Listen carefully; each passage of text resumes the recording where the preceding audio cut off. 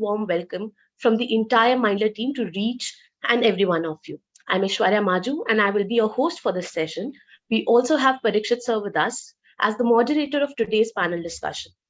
For today's panel discussion, we have a brilliant panel of distinguished personalities who will be sharing their insights on the topic Reimagining School Education. And it's my pleasure to introduce them to you all. Our first panelist of today is Mr. Abhishek Mohan Gupta. Mr. Abhishek Mohan Gupta is the Pro-Chancellor of Jagran Lake City University, which is the state private university promoted by Jagran Social Welfare Society, established in 2013. He joined his family business in 2008 after completing his education and also holds the position of Joint Secretary as Jagran Social Welfare Society, where he looks after strategic development, communication and people management of the society and its institutes. In 2019, Mr. Abhishek completed his Harvard Presidential Leadership Program from Harvard Graduate School of Education, Harvard University. Apart from this, he has an undergrad degree from Leeds Metropolitan University, UK, and an MBA from RMIT, Melbourne. Mr. Abhishek is also a sports enthusiast and has played cricket at the highest level representing his country, state and university, and has also been appointed as the founding chairman of FICCI Young Leaders Forum in Madhya Pradesh. He has also been nominated as the industry champion for Southeast Asia as the entrepreneurs. He was conferred with Honor Edupreneur of the Year 2020 at the National Summit of Women and Education Empowerment 2020. Asia One and PwC declared him one of the 50 most influential Indians under 50 in Asia in 2017. Thank you so much, sir, for joining us today. Thank you so much, Aishwarya. Next panelist we have with us, Dr. Kavisha Khurana Vij. Dr. Vij is the director of the Chintal School, Kanpur, and has been living her dream of nurturing young minds to believe in their abilities by providing them the best education and assisting students through the right approach towards learning for nearly a decade now. A doctorate, double master's degree, and a triple bachelor degree holder, Dr. Vij believes a dream does not become reality through magic. It takes sweat, determination, and hard work. She's a vibrant leader who keeps herself and people around her inspired to carry on activities without fearing failures. She aims at making every student the best version of themselves and believes in their abilities. She tries to make her student resilient, sustainable, and who would make a difference in the world tomorrow. She has been awarded by many education magazines and the portals for her contribution in the field of education. Thank you so much, ma'am, for joining us today. Our next panelist, we have Dr. Snehal Pinto. A lifelong learner, Dr. Snehal Pinto is a passionate educator and currently serves as director at the Rayant International Group of Institutions, India's largest privately owned chain of K-12 institution. She has a rich experience of over 20 years in various capacities, including teaching and leadership. She has completed her doctorate in education from Nova South Asian University, USA, and is also a former president of the Association of Schools for Indian Schools and has been a member of the executive journal body of Council for the Indian School Certificate Examination. She has also been acknowledged worldwide as a visionary thought leader for significant contribution in enhancing the teaching learning process to develop effective student engagement and for her transformational leadership in education. Thank you so much, ma'am, for joining us today. Next speaker with us is Mr. Siddharth Singh. He is the director of the Emerald Heights International School, Indore. Mr. Singh completed his education from the Stony Brook University in the United States, where he pursued double major in economics and finance and was acknowledged with distinction for economics. He later acquired an MBA with a specialization in marketing and finance and has been involved with a project in China based on industrial streamlining of working system and has been done a course on strategic leadership management from IIM and pursued an educational leadership course at Harvard Graduate School of Education. Mr. Singh was selected by Education World magazine as one of the young shining stars of Indian education in 2017 and was facilitated as ASMA's India's Top 40 Under 40 Awards 2021 for his contribution in the field of education. And he is now one of the among the top 40 brightest young entrepreneurs, innovators, and game changers under the age of 40 in the education field. Thank you so much, sir, for joining us today. Thank you. Last but not the least, we have Mr. Deepak Sharma with us. Mr. Deepak Sharma is a dynamic education entrepreneur with keen interest in innovation education pedagogies, inculcating best value education in the young minds, and using the great sports skills of cricket, table tennis, and athletics to motivate them. He is passionate about progressive in inclusive education, and he is the president of the Child Welfare Society and director of Central Public School, Rockwood's High School, and Rockwood's International School. He completed his schooling from Udaipur and then went to Pune for his further studies. He completed his graduation from BMCC Pune and MBA in marketing from Symbiosis Pune. He worked in top MNCs in Pune for a few years, and now he strongly believes in corporate social responsibility and has been contributing in various social and civic issues. Thank you so much, sir, for joining us today. Thank you. Parikshit, sir, the floor is all yours. Thank you so much. Thank you, Aishwarya.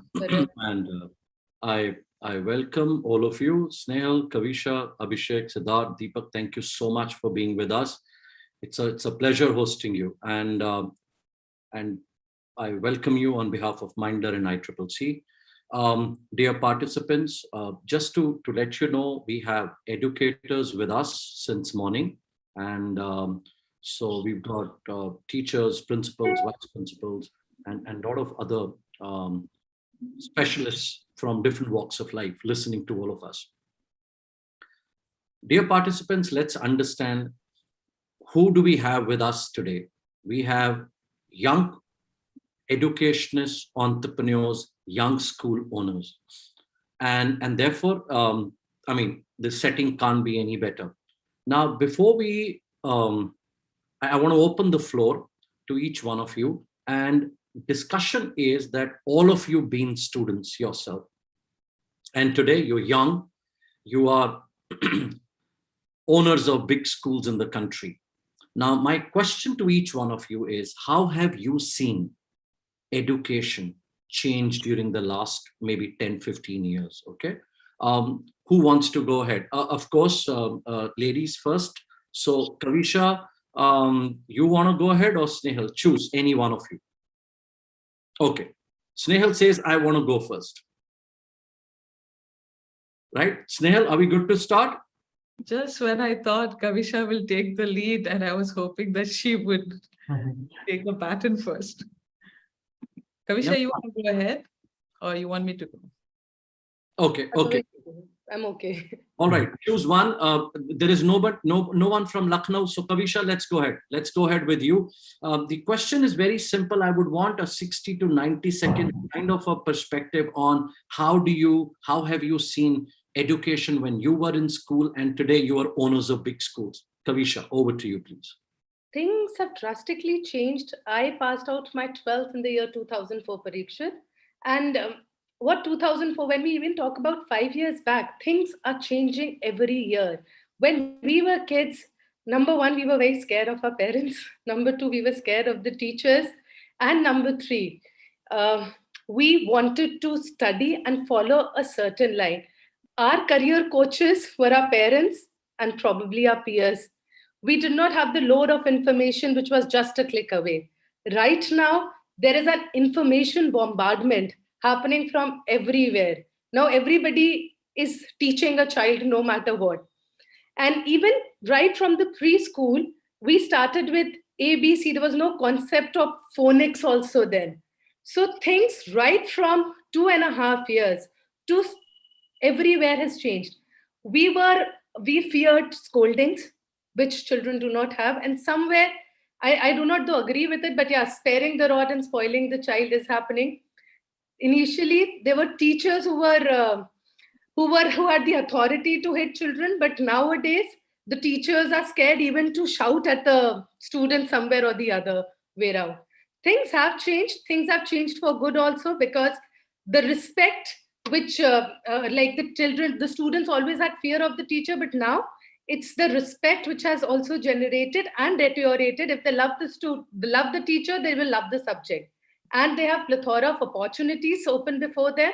So yeah, there are lots and lots of changes from our time to this time, certainly. Thank you. You've covered a lot. Okay. You've talked about personality and the mindset shift also. Okay. Siddharth, would you like to come in before I go to Snehal? I think I completely second what Kavisha has just said. I mean, times have changed, and I would say that I would specifically talk about the COVID era. Because we are dealing with a COVID generation. Students are coming back to school after 2 years, and I would say that somewhere it takes us back to the importance of schools, physical schools. is that how important it is for teachers to see the child every day, how important it is for the students to come to school physically and be there in the classroom, interact with their friends and everything. But what has happened in the last 2 years, there is lack of patience. I feel when we are looking at students, when we are dealing with students, there's a certain lack of patience. There is a certain, the attitude has become casual. And that is what, schools, I think, across the world are struggling with, is that getting the students and parents back on the same page and making sure that the learning, in the future is not hampered.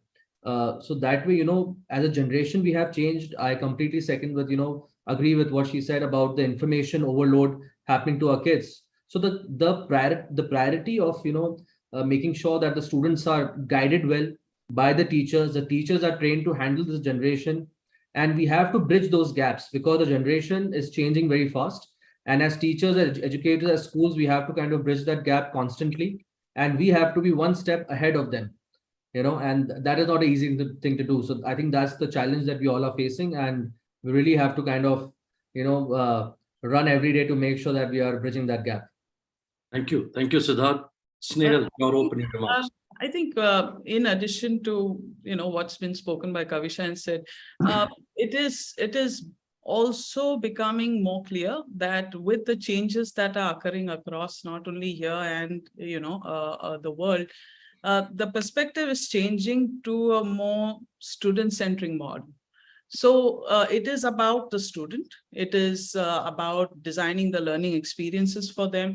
And the shift is earlier, the traditional way of, our thought was how prepared is a student to succeed in the school. Now it has shifted to how prepared is the school to meet the broader needs of the students. And it's gone beyond, the academic needs. It's gone to more the mental health, their career placements. How are we supporting their future, needs? And so in order to prepare them for an uncertain future, the school has now become a hub of, skills, skill development and nurturing values. And because at the end of it, no matter how many innovative methods come, it's the values, it's the skills that keep you consistent and solid and stellar. Like Kavisha was referring to, how we used to fear our parents. It's called honoring, it's called respect, and it's called there's a certain decorum we maintain. We are not going to be crazy in front of our elders. It's a different thing with the peer group. And mind you, the kids today are just as much the same. The only thing that has changed, like it was alluded to earlier, is the bombardment of information. And I think now it is incumbent on the schools then to become a place where we can help them manage that knowledge, making sense of that information and manage knowledge, because access to knowledge and information is like not even a problem today. So I think that is what has become like a paradigm change from the times that we were growing. Well, I mean, that's my 2 cents to the table. Thank you. Thank you, Snail. That's a very, very broad perspective.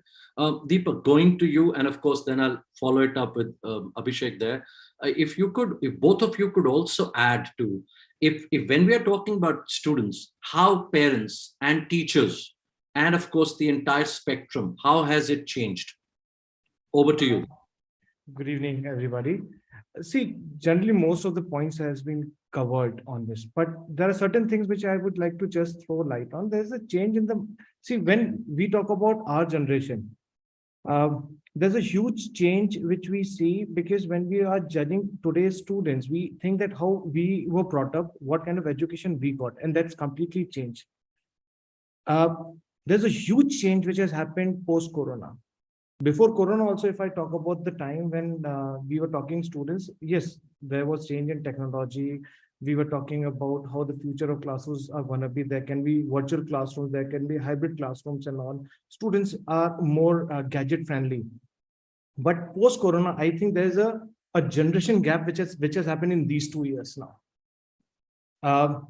If I talk about parents' mindset, parents still of our age group, if we talk about this, our age group where the children are there in the school time, we still compare our age, that when we were going to the school, this is what we were doing. And correctly said by Snehal over here about honoring parents. So, and the way Siddharth has put about the behavioral changes, there is a huge behavioral changes which we can see in current generation right now. Schools are no longer there only for assessment. That's what our generation have gone through. When we were studying, it was all about marks, it was all about assessments. Today, we talk about progressive schools where we are responsible for the holistic development of a child. We talk about collaborative teaching, collaborative education. This is the terminology what we are using. So when we are addressing the so-called Gen Z and Alpha generation kids, I think these generation, they aspire as they're more logical and wish to go deeper into how of things. And to deliver that, I think as a school, we have to be more geared up. We have to sharpen skill of our teachers, as correctly put up by Mr. Siddharth over here. We have to be a step ahead. And this step ahead can only happen when we are continuously enhancing our knowledge of teachers. And as a school, we are upgrading our knowledge and trying to implement it back to the classrooms. Thank you. Thank you, Deepak. Abhishek, opening remarks from your side. Good evening, everyone. I think most of it has already been said, but I would like to stress one very critical point, which was touched earlier, is the focus on the teacher training. I think that has been a very big shift from probably when we were studying in schools 10, 15 years back to now. Teachers are pushed pretty much by the management to get upgraded because the students already have so much knowledge. And as said by Snehal, is the school has to really now manage what knowledge is good, what knowledge is not good. And that is the bigger challenge. And to understand that the kind of knowledge and kind of questions the students have, the teachers have to be upgraded. The teachers have to go back multiple years of their life to understand what is psychology of the child and where he is coming from. So I think teacher has become very important part and has always been a very important part. And even after COVID, I think their importance have increased and it is multifolds. I think there was a talk where a lot of people were advocating that online schools will prevail and students will only come for activities and team building in the school. But this COVID has shown that there is no replacement of teachers. And I think that has been proven. And I think the discussion is pretty much closed now. And you ask the parents, you ask the student themselves, I think the most they miss is the teachers. The most they miss is their friends. The most they miss is their one-to-one discussion with their peers and their mentors and the teachers. I think so. Teachers is the most important part, and I think they have evolved multifolds over these many years since we have studied in school and now what we are delivering inside the school. Thank you, Abhishek. Thank you, all of you. Snehal, go ahead. Just to add to that, really, I liked what you said, Dr. Abhishek, and it's true. No significant learning occurs without significant relationships, and that's what happens at schools. They are where relationships are made, nurtured, developed, and are for life for many of them. And that's why it is so important then now for the teacher to ensure that we are going back to school also, because please understand, teachers are also burnt out people. They are also burning out. They have not had a break. So while doctors were saving the world, teachers were shaping the world, during the pandemic. They were like doing what they could for those of you who had, for those of all of us, really. There was no time out, if I may say so. And therefore, I think it's important then to just encourage the teachers, because they're also looking for affirmation. And help them not just to upgrade the skills, but also form relationships with the children and the parents, because parents now have an increasing voice in what's happening. Thank you so much. I think with all the points that you've shared, or each one of you, I think I would need 3 or 4 panel discussions just to cover that kind of material. Okay. Now there is a kind of a rapid fire thing that I'm bringing in. I don't know why, because I think these days I'm watching a lot of Coffee with Karan. Okay. No, don't worry. I'm not bringing in any new element here. Okay. Now, where I want your help is, you see, when I look at young people like you as school owners, okay, I'm reiterating this again and again, because it's very comforting to know people like you are running schools, because it's very comforting. So my question to you is, to each one of you, pick up one area. It could be any area. It could be building infrastructure. It could be teachers training. It could be skill building for students. I'm saying pick up any one area that you would say, Parikshit, is very critical in any new age school. Okay. And let's start with Siddharth, let's start with you. Now, whether it's pedagogy, whether it is, I mean, whatever, there are 20,000 things that a school does. You just pick up one area that you think, Parikshit, is going to be very critical for a modern age institution. For me, I think the backbone for any school, I think, is teachers. It's teachers training, taking care of your teachers. That's very, very important. I have seen infrastructure can be built, but where you're talking about teachers, they're human beings, that teamwork, that that passion, you cannot buy that. If I can rightly say that, you can purchase furniture, but you cannot purchase teachers. You need, if they're part of your team, they need to be nurtured, they need to be trained, they need to be, they need to feel like they're part, the school is their family. Thank you. Thank you. So Siddharth talked about teachers training. Now it's not like that each one of us has to talk about, of course, teachers training is core, the backbone, as he's talked about. Kavisha, what would you like to talk about? Anything which is critical? Parikshit, I would say that we need to promote discovery learning, an environment where attempts are celebrated and not only the correct answers or winnings. We should give students and teachers both.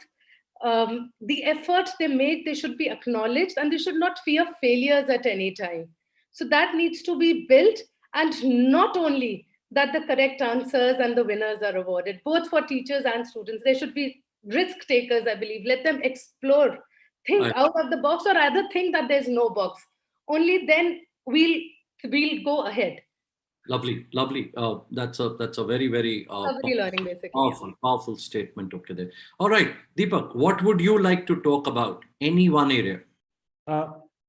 First of all, I would like to add one more point to Mr. Siddharth, because that I wanted to speak. That is teachers training, of course, and a lot of schools, they basically cut costs on teachers training. And recently I was talking to a gentleman, he gave me a very good line, which I want to add over here, that you invest on teachers, and generally it comes up like, if you invest on teachers and the teachers leave, there's a cost to the school. But if that teacher stays with you, how dangerous it can be if the teacher is not trained. So teachers training is definitely important, but I just wanted to add to Mr. Siddharth, and how I see the points which are left with, I would focus on the students' development over here, because that is a holistic development we are talking about, and it covers almost everything. It is not only about passionate teachers. Passionate teachers are the backbone of any institution. But when you're talking about students being in the school, you have to have everything for them. It's not only the classrooms, it's not only the furniture, it is not only the playgrounds. It's every corner of the school should be providing education to these students, and we have to develop students. It's not only on the basis of academics, but we need to work on the emotional quotient, physical development, mental development, habit, skills of these children. And that's where I see that's one of the most important things for any school. Thank you. Abhishek, is there any particular area which you would want to? I think obviously teacher training is one of the most core areas for any school to grow. I think technology has also taken a key center point in the school operations. And I think still a lot of schools keep technology as just one of the things to showcase, but I think technology should become a part of strategy. How strategically you make infrastructure or recruit teachers or train. In the same way, technology should be inbuilt into the whole overall strategy of a school. I think blended learning sooner or later will come in because it will give students a lot of opportunities, global exposure. I think, and students and the school should be prepared. It should not happen that if an opportunity of such a nature comes, the school is not up to the technology, and technology is moving fast. So I think technology is a very important component which should be taken care of. Okay. Snehal, are you picking up anything different, or I have another question for you? No, I'd rather stick to this one. Well, no, just I think just to add to that is, I think while we are focusing on the teachers, we cannot forget we operate within the system. And I think for me, my bone of contention, if I may say so, and notwithstanding that with the current changes and the NEP being a great step and a great reform in that direction, is a starting step. But I think we need autonomy in the sense of, while we are training teachers, keep standards and practices that help allow the children and the teachers to have a new approach. There's a pedagogy that's teacher-led, there's andragogy that's self-directed, there's a heutagogical approach where the children pick up topics, they pick up concepts, they pick up problems that are complex, and they want to then focus on those issues, and then teachers can design those learning activities around that. So it needs to come from, we need systemic change in the way we are going about schooling in our nation. And I think once we get that piece, and I promise you, we're not going to get it right the first time. It is evolving. I mean, we are still evolving, but I think if we can at least address that in terms of allowing some sense of autonomy to the children and the teachers, because please understand, the role of the teacher is no longer just to be an instructor. There are multifaceted roles they're playing. And we need to also be concerned about their mental health, their emotional well-being, while we are catering to the students' all-round development. And therefore, I think they need to have greater freedom in how to go about teaching.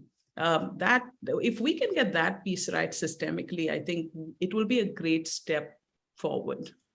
Sure. Point noted. Very well put. Abhishek, now there is a lot of, it's in the news that just like internationalization of education, now you've got higher education, you've got, international universities looking at campuses in India, and therefore very soon we'll have international schools in India, not just international curriculum, but we'll have international schools having campuses here. What's your take on that? I think internationalization is sooner or later has to come here. It is one of the biggest markets in the world, and no institution or no university who's looking to expand can ignore India anymore.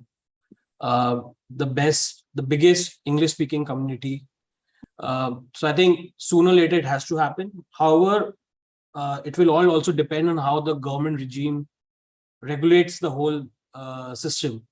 Because these schools are pretty much not very keen to get regulated.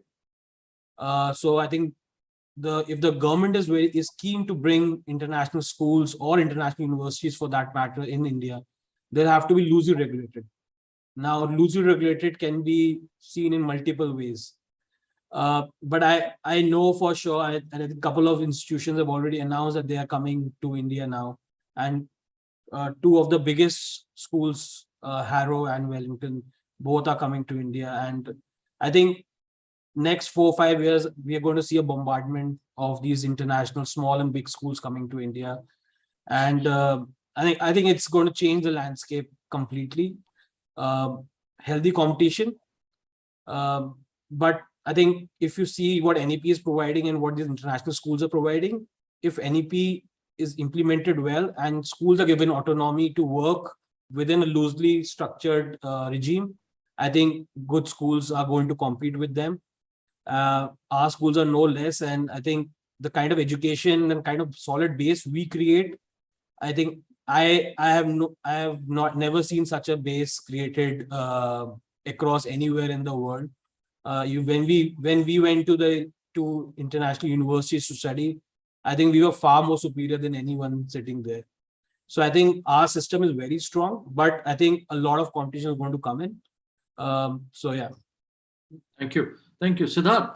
Moving on to the same question now, if just like international universities opening their campuses, maybe as Abhishek puts it, maybe in few years we'll have the top-notch, the most well-known higher education, or school international schools having their campuses in India. And as Abhishek puts it, we are ready. But what other changes would you like to bring in for a healthy competition there? I think, in the last 10 years, we were discussing about how the education landscape has changed, and that's our topic for today also. So I feel, mainly we have to work on our pedagogy, and we have to work on what we are delivering, as we have all spoken about earlier about training teachers, but we are training to deliver something, right? That's what the training is for. So what our students need today is to have an outlook of experience. It's the curriculum has to be about experiential learning. It has to be about sustainable development. Our kids should be in touch with the environment because that's very important. I think the next big thing is around sustainability. Everything is around saving your planet, and there will be technologies, there will be that space where students have to continuously work on sustainable projects. And what Abhishek rightly said is that we were the most competitive when we went to international universities. That's true. Even average child from India, they perform really well, and the reason is that we have the rigor. The rigor, the rigor, the kind of rigor any Indian child from Indian curriculum has. You cannot compare that to other curriculums. So I feel that as our Indian curriculum, we have to keep that rigor, but at the same time, we have to introduce holistic learning to that. So that means research projects, outbound learning, experiential learning, more exposure towards international events. You can, for example, MUNs, sports. So with keeping that rigor, we have to work around different areas, and we can make our children more competitive compared to, what we see around the world. So that way, we keep our rigor, but at the same time, we are exposing our children to the best of practices that are being followed by other curriculums. Okay, thank you so much. That was very, very much needed thought on the discussion. Deepak and Kavisha, I'm coming to you. My question is slightly different. My question is, when we are talking about cities like Kanpur, Udaipur, is there any difference that you've seen? Because both of you are present, just about in every forum, right? So my question to you is, how is a tier 2 or a tier 3 city student different as far as aspirations is concerned vis-a-vis the metro students? Deepak, we'll start with you. Okay. So I'll take my example, sir, over here first, because when I passed out my college and I spoke to my parents that I want to go to Pune to do my BCom, it was a shocker in the family that why you need to move out of Udaipur to do BCom. Like, why? There's no need. Yeah, if you were going for engineering, we could have understood. And unfortunately, I was the first guy in my family to opt for commerce. So to make them understand, and of course, since I came from quite an educated background, so they understood. But my family, the other part of my family, it was very difficult for them to understand that BCom can be done from any other city. Now, when I see, there's a huge gap. This has been 2 decades now. So when I came back to Udaipur and I started interacting with students, which was around 12 years back, I still felt that this thing was there, that why we need to move on. And that's where I used to speak to students who were in metro, they were already clear with the mindset that this is how we're going to move. This is the career path which you're going to choose. I would really like to thank you for that in that matter, that Mindler helped me to change that point of view over here. Since the time we started the career counseling course over here, it really helped to break that lack. Now, in last few years, if I talk, since we started casually and then we got the formal education, I see students are not only talking about moving out of Udaipur. We have students who have taken summer internship programs. We were talking about that. A couple of students who have taken summer internship program on scholarship at Harvard and Pennsylvania University. So the mindset is changing. Yep.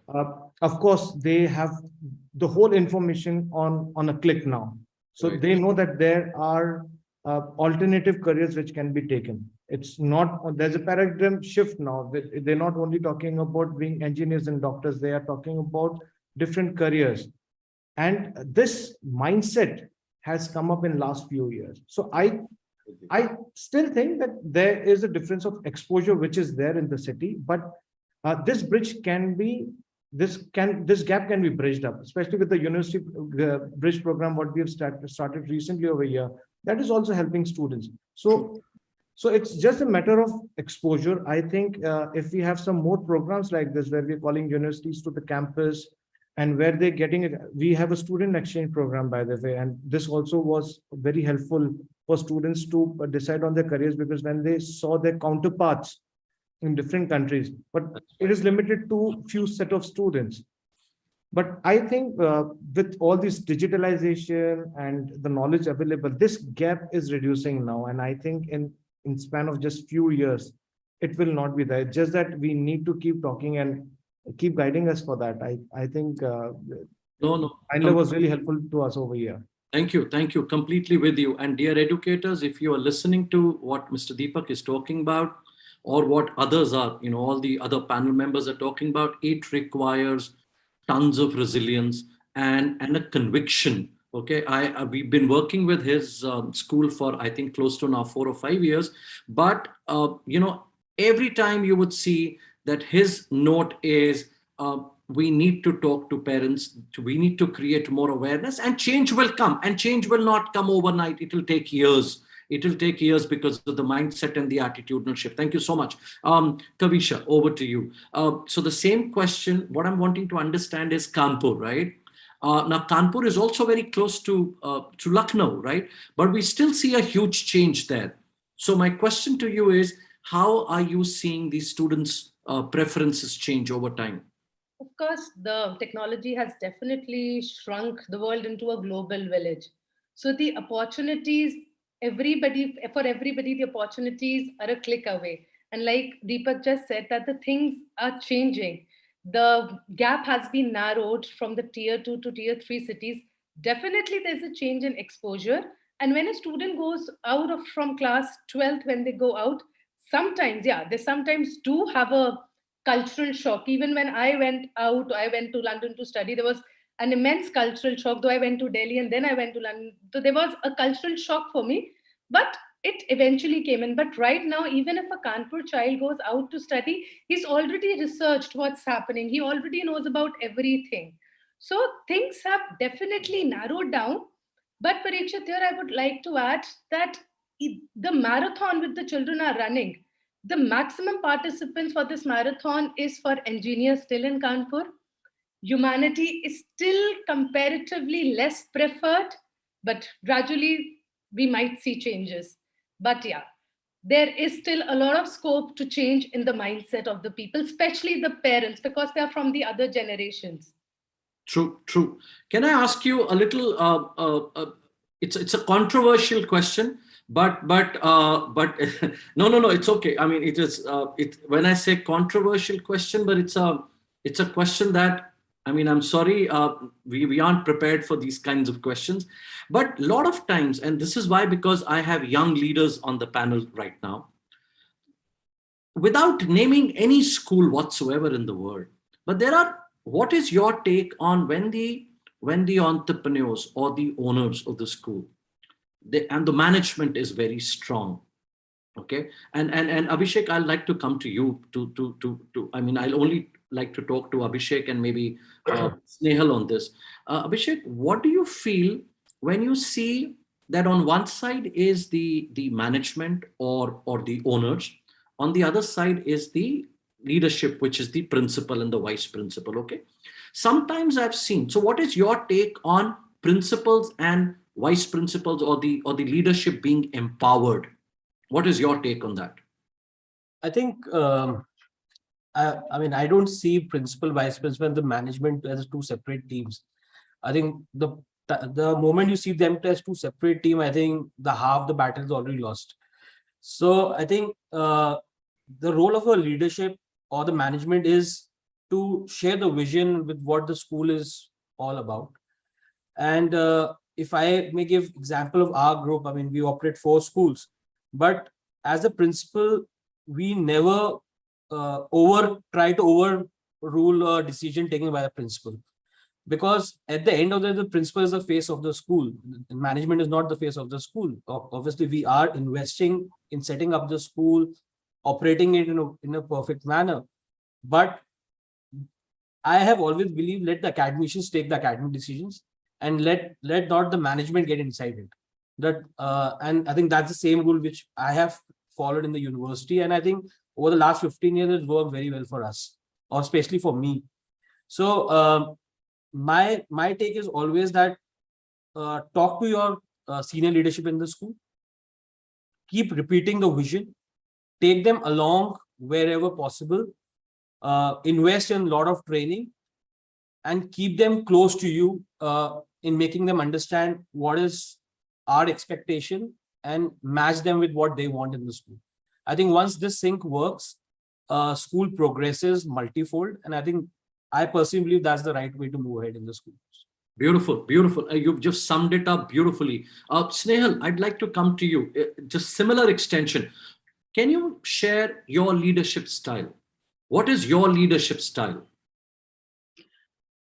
So we have different styles of leadership at work within us. While the outside sees us as this huge setup spread across the country, I can thank God enough for each one of our principals, our leaders, not just at the school level, but also at the zonal level and at the regional levels. And I think for me, the leadership style has evolved. It is more about empowering the leaders on ground. It is more about allowing the responsibility to be taken by them, but backing them up. And like Dr. Abhishek said, I think it's important to not see each of us as different units. Most of us are hands-on. We are educators ourselves. We have come organically. At least I know I came up from being a teacher. So it's important to go through that, in order to understand the difficulties on the ground. And while challenges may have changed over the years, you are still dealing with parents. And you're still dealing with stakeholders in the system. So those only faces have changed. Issues are almost, maybe risen to a different level of complexity. But what I enjoy in the leadership style that, I choose to exercise is about trusting. Trust is an important currency in our system. And if you cannot empower them with that, you are almost, if I may say, demeaning their role. And I think it's important. Respect is a two-way street. And the moment you respect them as co-workers, as your colleagues, it changes the dynamic of the way you work. And for us, it's about, shared vision. It's about site-based leadership. It's about, empathy and authenticity with consistency in the leadership style. It has to, you cannot be giving out different messages every time. You've got to ensure that you stay true to the vision and the mission. Yes, challenges will try to, get you off, and we've had our share of it, but it is so important because at the end of it, commitment is what counts. And we have seen in the pandemic how many schools had to fold up, but it's about digging your heels in, staying the high road, and just doing what you're called to do. And for us, I think this is a calling for us as a family and just the group. This is a calling. It's doing our bit for the nation. And while it sounds noble and high, it comes with a share of, heartaches as well. But it's about staying committed. I have seen my parents do that, starting from 36 kids in a garage to where we are today. It has taken consistency in commitment. And I think that nothing can replace that. Those values of old is what hold us today. And the fear of God, of course. Whatever you do it with integrity before God, not to please man, but to do what is right before God. And he will bless the work of your hands. And that's something I believe in. I go with that every day. So yeah, that's a bit of my leadership style. Do we get angry? Of course we get angry. We're human. It's not about cracking the whip. It's about understanding what transpired. Because while I believe in autonomy at the site-based level, it's important for us to also understand context of things that are happening. Because where we are, no two towns behave the same. No two cities behave the same. The demographics differ across. So it's very important to understand context. before you, one size won't fit all. Our country is so beautiful and diverse. One size won't fit all. So yeah, Completely with you, a Snehal. different style with different people. So yeah. Another beautiful definition of leadership and an all encompassing. Okay, great. Thank you. Siddharth. Now, Snehal talked about leadership, and of course, there was one point where she talked about parents. Now, my question to you is, when we are reimagining education, we've talked about teachers training, we've talked about students, we've talked about skill building, technology, leadership, we've talked about everything. There is one very important stakeholder, that's parent. And now I'm coming to Siddharth and then Deepak and then Kavisha to talk about what is the role of the parent in shaping the education landscape today, especially about their students. See, I'll tell you how parents have changed. I remember my grandfather had absolutely no idea, in which class or which school or wherever his kids was, like my father and his siblings were studying. My father actually knew which class I'm studying in. And I know everything about my daughter, what she does every day. So that's the difference in generation, right? So we are, as parents, we all are parents, we are very, very aware of what our kids are doing. And that is what has happened with the whole generation. The parents are very aware. In fact, what I have seen in the last 12 years of working is that I remember parents used to previously come to the school for admission and they used to ask questions about the school. And they used to, ask questions because they are still thinking and they still want to know something about the school. Today, when I meet parents, they will tell me more about the school than what I know. They'll be like, we have met your students, we have met your parents, we have done our research, we know you have exchange program, we know you have this, we know. So they are so well researched because they are very, very concerned about the children. They're very, very, the more because of education, more and more parents are educated, both the parents are working. So there is at least in the city, our city of Indore, there's a very transformational change in the way parents are looking at schools and the parents are, how aware the parents are. Is it good? Is it bad? I think it has, the coin has two sides. Similarly, some parents do get over involved, and how we know about bulldozer parenting and helicopter parenting and all that. They want to interfere in the process of learning and they are completely after the teachers. But what happens is that parents are a very important part of the school. And if the school is delivering, then the parents are your, they are your partners in education, right? We are partners with the parents for the child, because end of the child will do well when parents in the school have a great partnership. So parents have to remember that they have to support the school, and if they don't trust the school, then change the school. I always say this, if you trust the school, then continue your child in the school and stick with the school.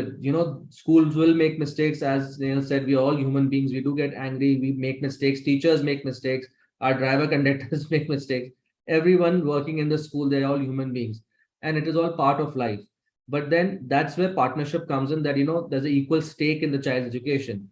The problem is when the parent starts blaming the school, and doesn't matter what it is, they'll always blame the school and they don't trust the school. If you don't trust the school, why be in the school?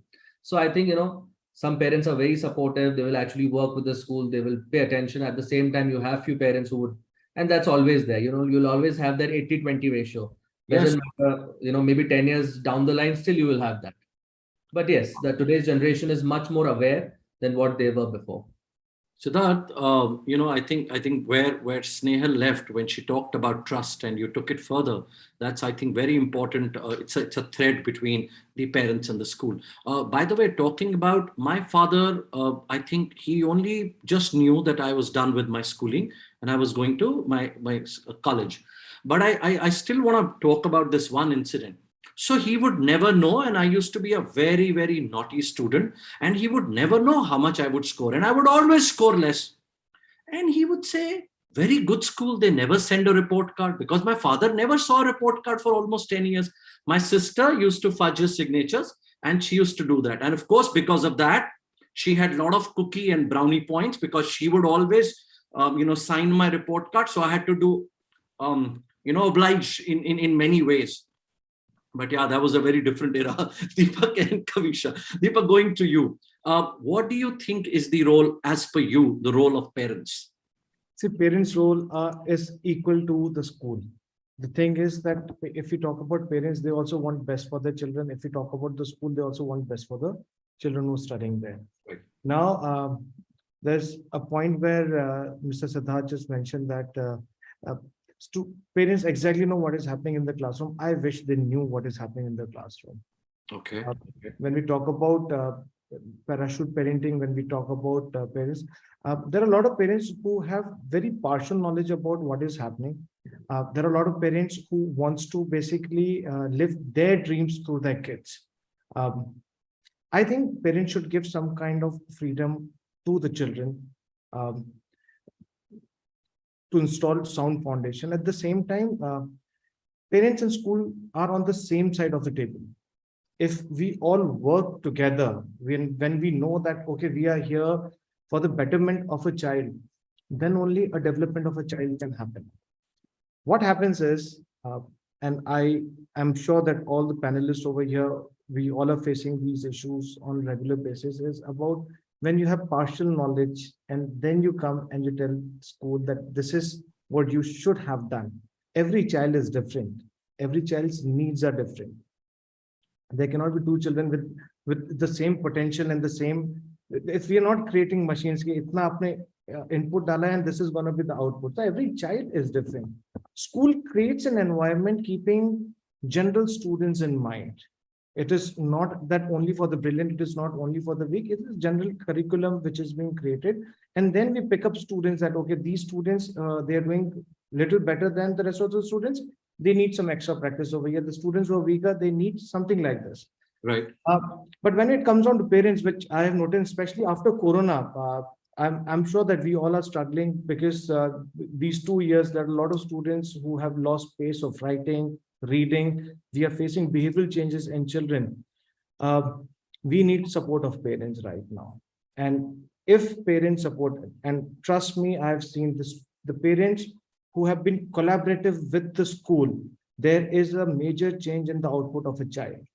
When we all understand that we are sitting here and we are working for the betterment of the child, and we are addressing to the exact points, okay, this is an error, this is an area, because they are children, they're not perfect. We are nurturing them. The foundation has been created. So of course, there's a lot of work which has to be done. So when we understand, okay, this is an area where we need to work on, and then together we are putting up efforts over there, then only the outcome is going to come. So I think, first of all, parents and school needs to understand that let's work together. There has to be collaborative teaching which needs to be done. So that's the role of the parents in today's time, which I think should happen. People who are doing it, there is a significant change in students. Thank you. Kavisha, going forward with the same question, because we are almost coming to the end of the discussion, and then I will have a rapid fire, another one line from each one of you. Okay, Siddharth is like, oh my God, what is he going to come up with? Kavisha, now simple. On one side, so we are talking about collaborative work, right? On parents and students, and of course the management or the school being on one side. What kind of inputs or support would the parents require from the school also? What kind of support mechanism, or just like we are training the teachers, right? What kind of an orientation do parents require? Okay, so Parikshit, we've seen a pot when we mold it, we need two hands, right? Even the one is the school and the other is the parent. Even if one hand is shaky, the structure doesn't come out the way it should come out, right? So as Deepak has also mentioned, Siddharth has also said that parents have done their homework before they come. What is the school effort? What is the teacher's effort? Is not only to understand the child, but also sometimes the parent. What does parent want a child to be? It is very different from what child wants and what parents want many a times. I'll just crack a small joke. I remember a child wanted to apply to some college in England. So the parent came ki hum nahi chahte ki wo padhe. So there was an argument. I was sitting there, the child and the parent started it. And the parent came again after 4 days, getting me a WhatsApp or something, when the fourth PM of UK was changed. So he said कि Cambridge है, Oxford है, London College है, ये है, वो है, और वो 4 महीने में वो थर्ड प्राइम मिनिस्टर लाया 4 महीने में, मैम इससे तो ये चाय वाला ही बन जाए. So this is what parents actually come and say. Now, definitely they have it. So this is what he went on and on and on and saying they could not even produce good leaders. Why does my child want to go out and study? Oh my. First, to understand from his point of view, he was not wrong that they have the best colleges in the world, yet they do not have a good leader. While, and according to him, according to the democracy, we have one of the best leaders in the world. Right. So that is what I'm saying. Sometimes we need to understand the parent as well. So just to make it on a lighter note, I wanted to share with you. Thank you so much. I just I'll forward that to you. I have it on my WhatsApp. Should I do that? Okay. Point noted. Point noted. Yeah, Okay. so teacher has to understand the parent also sometime and then come to a conclusion. And parents should not let their dreams be lived through the child, I feel. With you. Thank you so much. We literally come to the just the last dying minutes of the discussion. Now, here is what I want you to leave us with.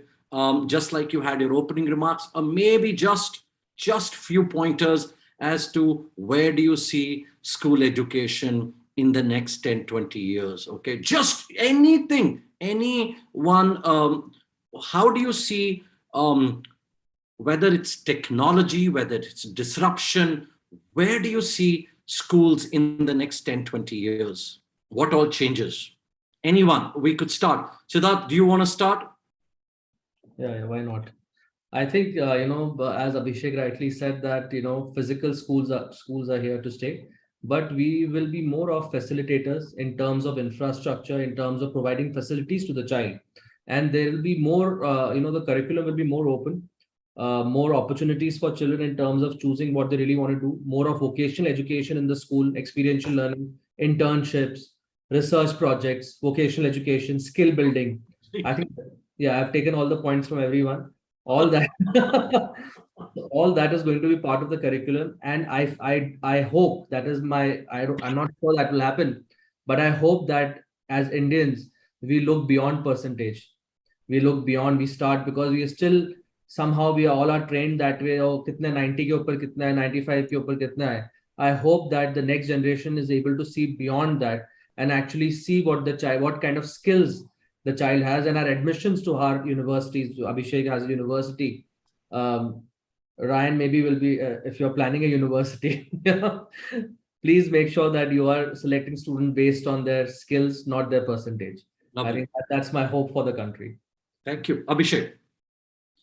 I think Siddharth has pretty much covered all, but I think blended learning is going to come in a big way.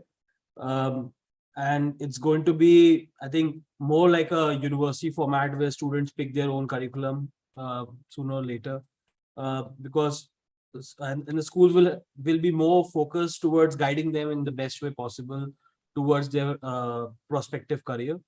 I think what Siddharth said, percentage, I think CUT has already done that. Percentage is not anymore a criteria for selecting students. It's coming back. That's already gone out of the window. So I think that's the future. As Siddharth correctly said, focus on experiential learning, more practical based thought process, open learning, and as Kavisha said, I think we should move from right and wrong and just let students express themselves. I think that's going to be the best way the students learn. Thank you. I'm going to ask the Mindler team to keep this recording for next 10, 20 years to see what all of you talked about and where we reached. Deepak, quick last words, please. I have a passage to talk, not quick words, if that's okay. Okay, go ahead. So, see, I just want to put up saying that, first of all, not the time that curriculum needs to be completely skill-based and it should be vocational. It's a time that schools should be collaborative with universities and corporates, and they should try to make a foundation that what kind of people do we need for future. Recently, Siddharth, Kavisha, we were there on an education trip, delegation to Israel. We were really fascinated to see that how Israelis schools were getting funded by the defense because they wanted a particular set of skills in the children which are going to be coming in the mainstreams. So I think something like this needs to be done. I would like to just end on a quote which I was going through recently. The illiterates of the 21st century will not be those who don't know how to read and write, but it's going to be the people who cannot learn, unlearn, and relearn. So I guess there's a lot to be learned, a lot of learning that needs to be done from all of us over here. Thank you. Thank you. Kavisha, your closing remarks. The school, everybody's already covered that the future of the school is hybrid. We need to have great career counselors so that the children can opt the best, what is best for them. But for the school, for the students, for everybody, I would just like to end with a line which says, there's no easy way. We will fall, we will learn, and then one day we will all fly, and so would the children, and so would us. Thank you. Snehal. I see more dynamism in the way schools function. I see more freedom to choose in what they want to learn. Vocational education, like Siddharth said, will and should become big. It should be just like the mainstream big engineering courses as well. And I think that what I see in the future is place for everyone under the sun. Where we return to reviving our handicrafts and our cottage industries. We'll have children who are passionate about art and handicrafts. We'll have children who will be passionate about music and revive folklore. And I think I see space for almost everyone pursuing what they want to learn. And I think the role of the schools would then be and I think the ones that will have the differential edge will be the ones who will be able to provide that learning experiences, design those learning activities, which include, the Global Connect as well as both within the India Connect. And I think that kind of collaboration will give an edge to the schools of the future. So I think, we have much excitement ahead of us in reimagining education in India. So welcome aboard. Yes. Wonderful, exciting time. And what gives me comfort, and I'm repeating it, I will keep saying this, what gives me comfort is that all of you are at the helm of affairs. If people like you are running the institutions, our youth is in safe hands. Thank you so much for being here with us. And it's been a wonderful discussion. Thank you so much. Okay. Grateful for the invitation, grateful for, I thank Jesus for this opportunity. When you took the names of Kavisha, Siddharth and Deepak, I said, okay, I'm on board. I don't know you, Dr. Abhishek, but it's great to know you. So the moment I heard these three musketeers, I said, okay, I'm on board, people. But great. Thank you for having us, really, Parikshit. Thank you so much. Those kind words. Thank you. You musketeers. Thank you. Thank you. Thank you, PD sir. Thank you all the Thank you, panelists. Thank you. Aishwarya, over to you. All right. Thank you so much once again from the behalf of audience to all the panelists. It was really exciting to hear your thoughts. And once again, thank you so much from the entire team of Mindler. It was really insightful. All right. So it's time to say goodbye and good evening to all our lovely participants. But before that, a goodbye to all our lovely panelists. Thank you. Thank you. And I know there are a lot of questions, a lot of comments from the participants. If it's all right, I'd love to have the chat because I think a lot of them were insightful and thought-provoking as well. So thank you for engagement. We'll share that with you. Absolutely, we'll do that. It's so lovely to see the three of you. A lot of praises for you saying on the chat. I can see that. Dr. Abhishek, nice to meet you. God bless All right, you. bye-bye. Take care, all of you. Have a good Have a lovely weekend. You too. Bye.